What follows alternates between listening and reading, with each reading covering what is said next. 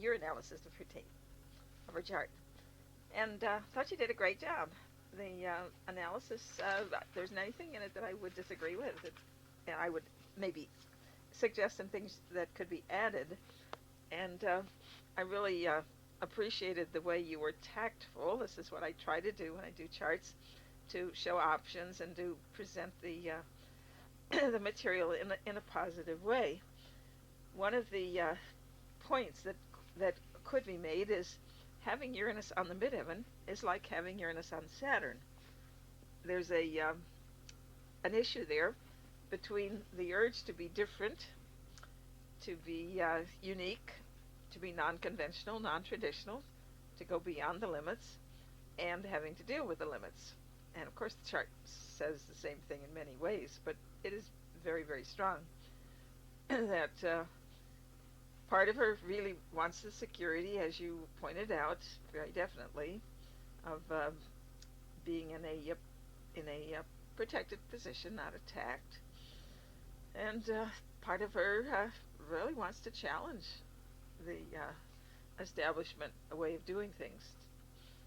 And integrating Uranus and Saturn is something that is a major issue for everybody who's in unorthodox fields, astrology, psychic channeling, the whole New Age scene.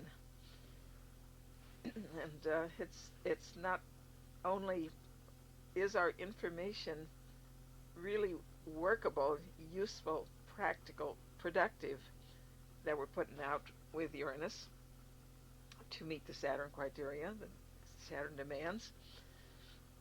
So it's that, plus it's also how do we manage to deal with the establishment, the laws of the society, and stay legal, and still do our own unique stuff. Another of the areas that is, and I really like the way you brought out themes, where you showed how the chart was saying the same thing in several ways. One of the fire water themes that that you didn't mention is the moon is in Pisces, that's double water, but it's in the Leo house, and it's also in the Aries Dwad, and it's in a grand trine to the Saturn in Scorpio, and Scorpio's in the Aries house, that's fire water, and the midpoint of Jupiter Sun. Jupiter Sun are both fire. Jupiter's in a water sign. They're both in a fire house, and their midpoint is exactly trine that moon. So it's powerful, powerful stuff. No wonder she's got this need to put out her version of truth with a capital T, as you pointed out. It's really a driving, dominant theme in the chart, said in many ways. And the Neptune dominance, it's right on the east point, within 1 degree of the east point at birth, which makes it like exactly on the ascendant. And there's always that that mixture of our own search for the infinite, and at the same time our openness to the infinite others, the whole, the absolute. And I thought you did a real good job of that. Now, I don't imagine that you had the local houses, but they were pretty dramatic. The local ascendant, where she's living, is 9 Virgo and 56 minutes. The midpoint of her Saturn south node of the moon is 9 Virgo and 14 minutes. And of course, the north node midpoint is midpoint with north node and Saturn is just under 9 Sagittarius. It's 8 Sagittarius, 48. They're slightly different because of the one is the true, using the true node, and one's using the mean node, and both of these ways to calculate it do work. So I use them all. So that's a that shows that she came to this area of California with this major lesson to learn, because I do see the Saturn South Node midpoint as a major key to where we're growing. It is not inherently negative, but it is an obligation to learn and to give. And she's doing it with her work, and whether the work is totally accurate is another question, but she is certainly trying to do that. The challenge with Virgo and Sagittarius squares is, of course, again, the beliefs, the ideals, the values, the goals of Sag versus the reality of this world and what's accurate in this world and maybe any other world that we're dealing with. So it's repeating that that question that's said by the South Node in the ninth house there, with Jupiter on one side, and Jupiter has been conjuncted by progression for years, because first it would have been on the progressed node, and then on the now it's still on the natal node. So major lesson connected to beliefs, goals, values, faith, ideals that's sent over, and it does remind me a little of respect.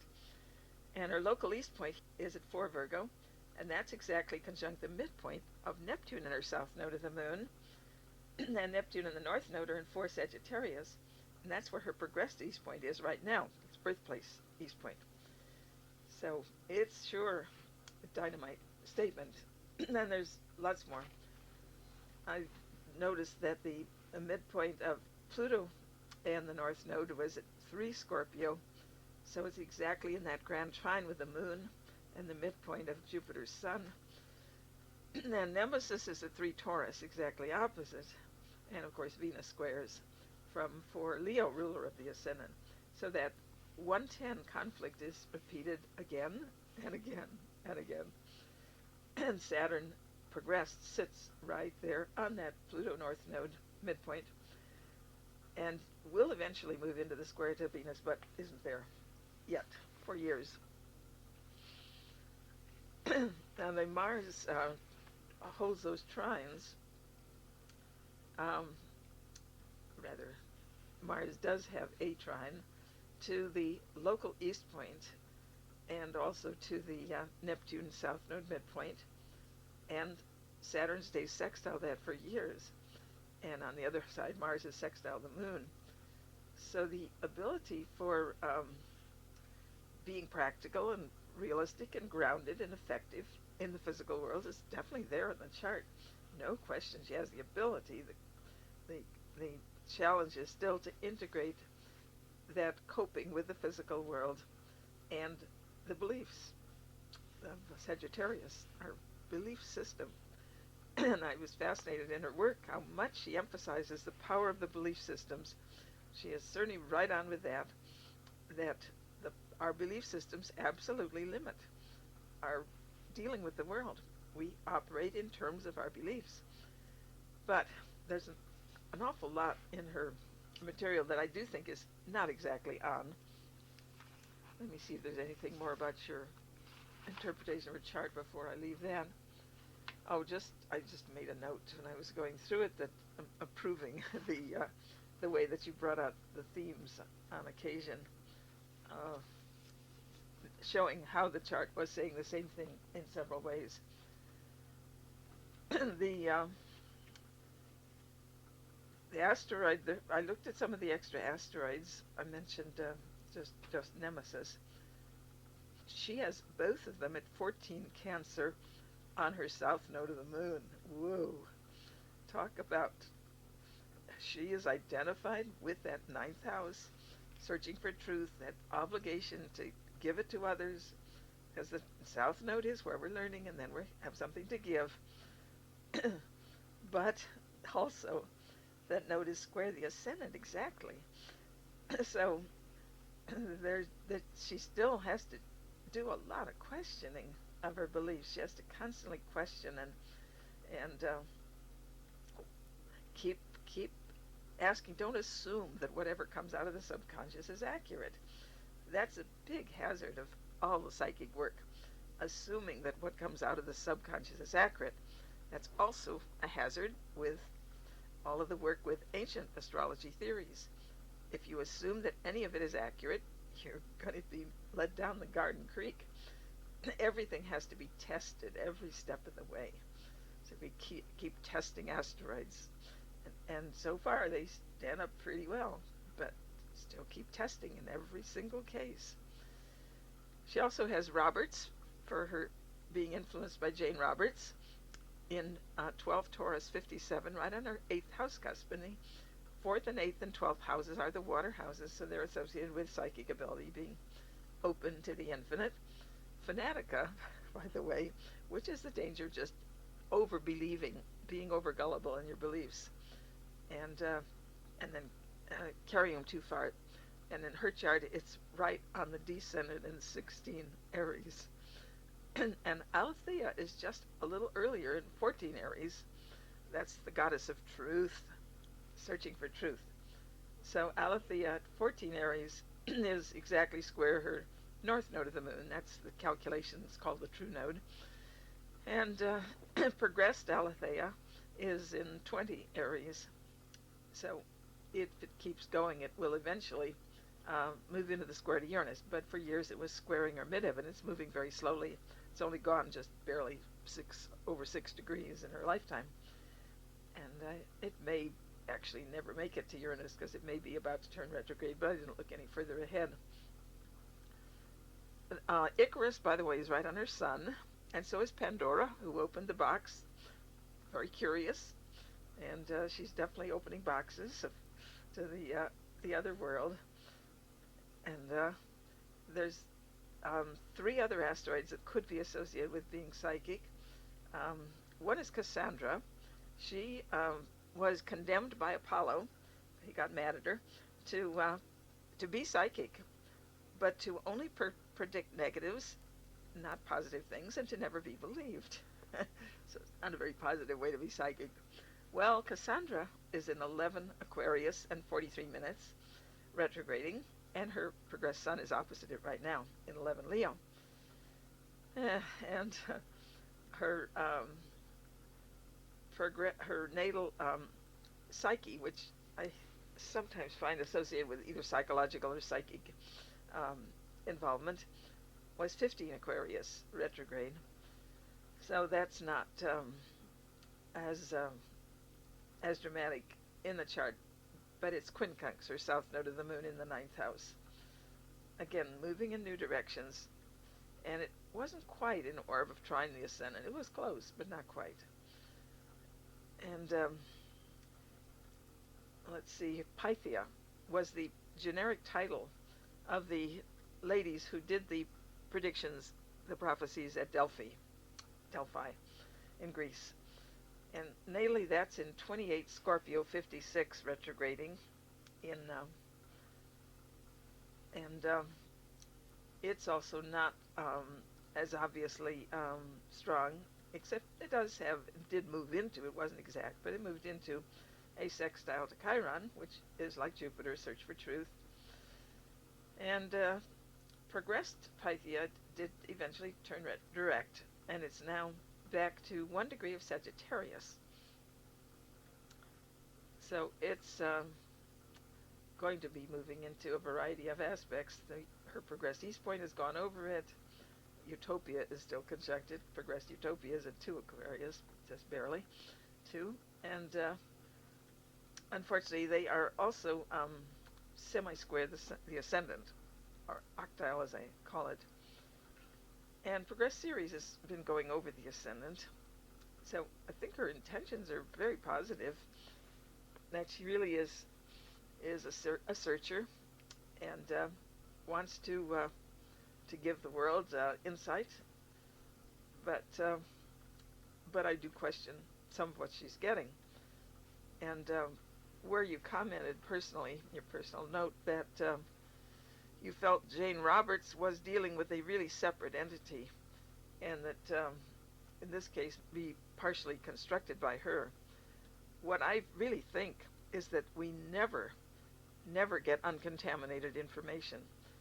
Anything that comes through us is colored by us and our beliefs, our previously accepted beliefs, which are not always conscious. They're more unconscious than conscious. So certainly she's been influenced by her reading of the Seth material. But I think she is in contact with other entities. It's just that the information is never clean and, and, and distinct from ourselves, what we are and what we believe, what we know.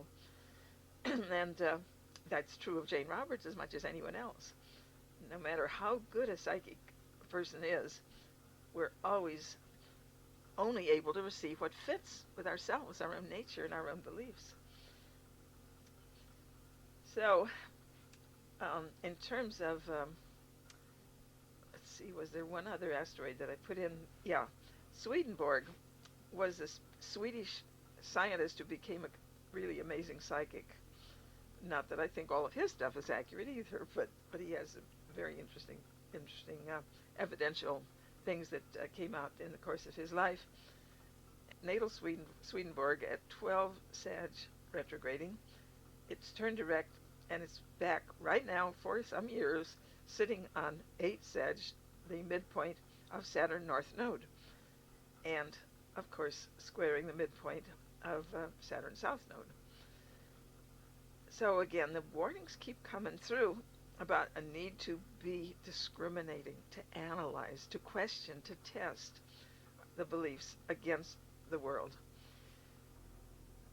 The whole talk about the shift, this is part of this millennium nonsense that's being put out now, like this is some major psychic change in the consciousness of the world. Well, I do think that we are going to move out of materialism as an acceptable belief system. It's clearly not working. It doesn't explain most of human experience. It simply doesn't explain it. Human minds always go beyond material evidence and logic built on material evidence. All of us do it, and pretty constantly. But that doesn't mean that this is something new all the way through her stuff. She keeps implying this is new, this is unique, this hasn't happened in other dimensions. This is nonsense. The whole world was psychic, and most of the world still is psychic and is still accepting of psychic openness. That means connection with the subconscious, because it's through the subconscious that we get the information that goes beyond our own individual conscious mind. Everybody does it except modern materialists. They're the only ones who question it. And it's new and recent that we've done this. A few people have done it in the past. There were a few Greek philosophers who were materialists, but anywhere native peoples and ordinary peoples who have been exposed to university education or Western scientific ideas assume psychic openness and use it all the time. One of the interesting stories that I read once was about an explorer in Africa, and he was wondering how the native peoples communicated with their drum beats, because he saw they were getting information when they were drumming, and someone in the distance was drumming, and they would listen and understand, and he thought it was like Morse code that they were doing with the drum. And so he asked the guy after this had happened, and the guy gave him some information, which turned out later to be true, that he couldn't have known at that point. And he just heard a drum in the distance, and he said, "Oh, now how does the drum get that information to you? How does it spell it out?" And the native looked at him. He says, "Well, all the drum beat says is internalize your attention." So he internalizes his attention and gets the message psychically. And the last one was The Job of Living, in a series on psychic communications. And Stewart gave the metaphor that human and life, because all animals are psychic and demonstrate it all the time. Just as one very small example, when I was living on the beach, when I first came to California, I had a friend living with me, and we had a little poodle. And one day she was lying on the bed, and the poodle was nestled up against her back. And she mentally thought, "Muffin, my feet are cold. Why don't you go lie on my feet and warm them up?" That little dog got up immediately, walked down, and lay on her feet in a fairly uncomfortable position for him. or her, I guess Muffin was a female. So animals do it all the time. Animals can track their owners when they've moved across the country, follow them to a new place for going miles and miles. There's all kinds of stories about animal psychic ability. They aren't taught materialism. And some people are already very open, and some people are not. But it's it's a matter of being able to operate on both levels, the objective, conscious level, and nothing is ever totally objective, but more so, and the subjective, subconscious level. Now, another thing that I totally disagree with the way she puts it is Mary's constant talk about choice, choice, choice. You choose, you choose. This is not true. Most of the time, a majority of the time, we're not choosing consciously. We are habits. We're operating on habits. And she never uses the word habit, and that's really such a useful word to explain everything. We're dealing with habits, which are operating at the subconscious level and are running our life. And a lot of times when we think we're choosing, we're simply following our habits. It takes a major effort to change habits. At every level, life has that desire to want more pleasure and less pain. It's our warning signal always. We're headed in the wrong direction and overreaching in some way. And it also has the ability to process information and respond to that. So when you just lump everything and can't discriminate, that's the sign that the conscious mind is not, the objective rational mind, the ability to discriminate and analyze is being shortchanged, is not being used effectively.